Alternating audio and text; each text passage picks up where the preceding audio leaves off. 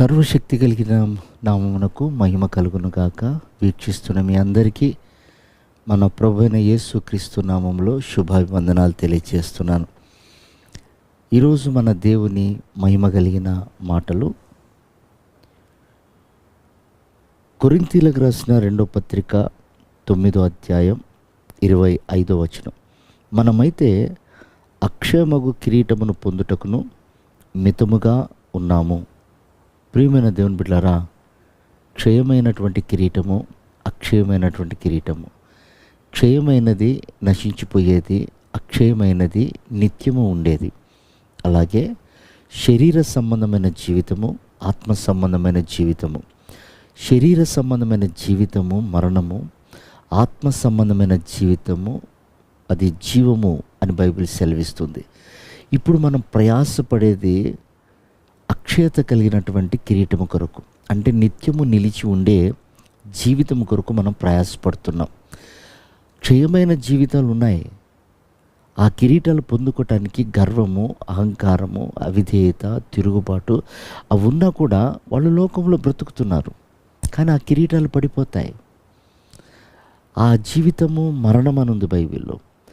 అయితే ఆత్మ సంబంధమైన జీవితం చేయుటకు అక్కడ రాయబడ్డ ఒక చక్కటి మాట ఏమిటంటే, మనము మితముగా ఉన్నాము. అంటే తగ్గించుకున్న వారు అక్షయ కిరీటాన్ని ధరిస్తారు. చూడండి, మన యేసు ప్రభు ఆయన సింహాసనాసీనుడై ఉండి శిలువ మరణం వరకు తగ్గించుకున్నాడు అని ఉంది బైబిల్లో. ఆయన తగ్గించుకున్నాడు కాబట్టే జయించి తండ్రి కుడి పార్శ్వమందు ఆసీనుడైనాడు. కనుక ప్రియ దేవుని బిడ్డలారా, రేపు మనము ఆ కిరీటాన్ని ధరించాలన్నా, ఆ జయ జీవితం చేయాలన్నా మనకు తగ్గింపు చాలా అవసరం. అయితే తగ్గింపు మనకు ఎలా వస్తుంది? మన హృదయంలో మనము చేసినటువంటి తప్పిదములు మనల్ని విరుస్తున్నప్పుడు, వాటి ద్వారా మనం పశ్చాత్తాపడుతున్నప్పుడు దేవుడు మనకు తగ్గింపు నేర్పిస్తాడు. చూడండి, యేసు ప్రభు శ్రమల వలన విధేయతను నేర్చుకున్నాడని. ఆయన శ్రమ పడుతూ విధేయతను నేర్చుకున్నాడు. ఇప్పుడు మనము చేస్తున్న పాపాలు, తప్పిదములు, అవిధేయత ద్వారా కలిగినటువంటి అనేక అనర్థాలు మనలో నుండి తొలగించుకున్నప్పుడు, మనం పశ్చాత్తాపడుతున్నప్పుడు విరిగి నలిగిన హృదయంలో ఆయన ఆసీనుడు అవుతాడని బైబిల్ సెలవిస్తుంది.